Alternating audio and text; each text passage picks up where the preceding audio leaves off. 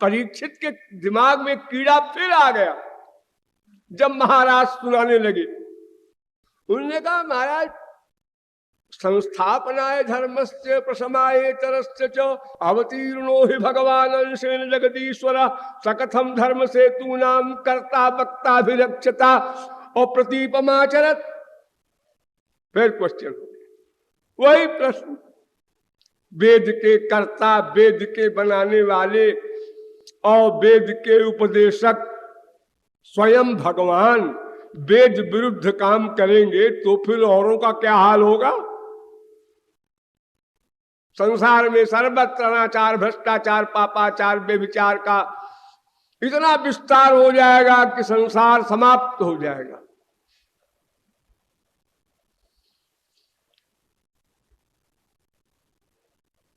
तो सुखदेव परमहंस ने सोचा इस जड़ मूर्ख को इतनी डीप फिलॉसफी समझाने नहीं चाहिए।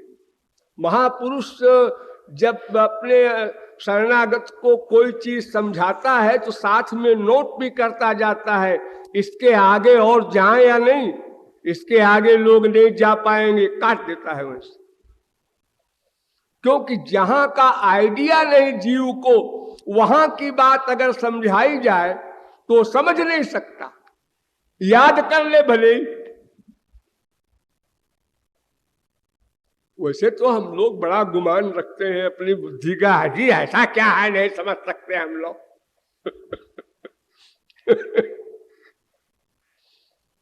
लेकिन वो ईश्वरीय विषय ऐसा है, सरस्वती बृहस्पति नहीं समझ सकते। नाहं विरिंचो न कुमार नारदौ न ब्रह्मपुत्रा मुनय सुरेशा। भागवत। अरे ब्रह्मा, विष्णु, शंकर, सनत कुमार आदि, नारद आदि ये भी समझने का दावा नहीं कर सकते। नर पामर करके चकी बाता, पामर कर ही गुमान। लेकिन पागल तो पागल है, उसको क्या समझाया जाए। पागल को कोई कहे तुम पागल हो तो हंसेगा, मैं पागल हूं।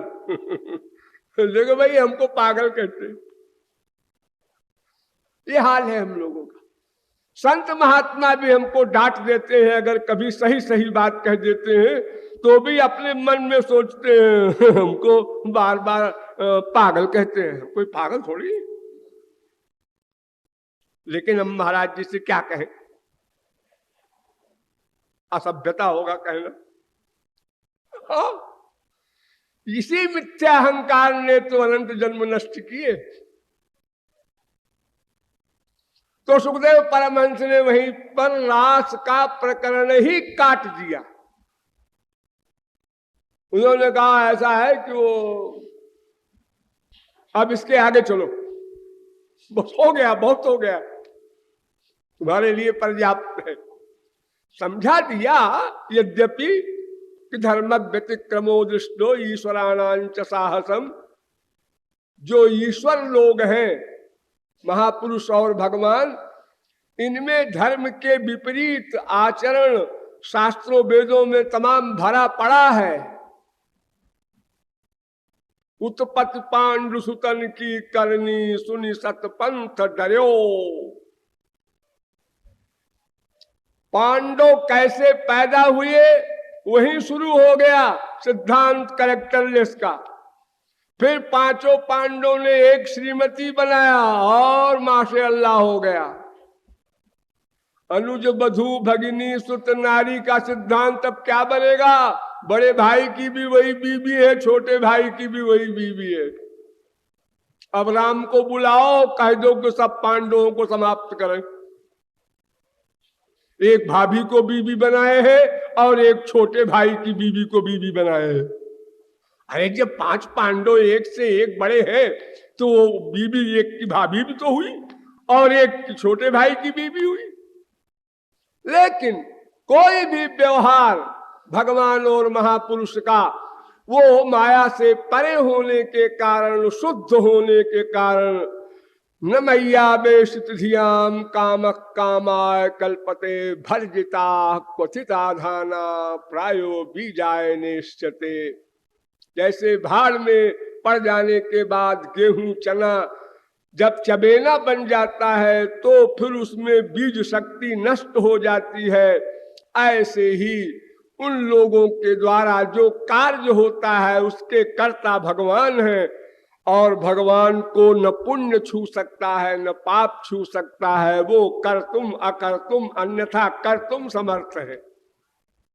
और उनके प्रत्येक कार्य में आनंद ही आनंद लबालब भरा है।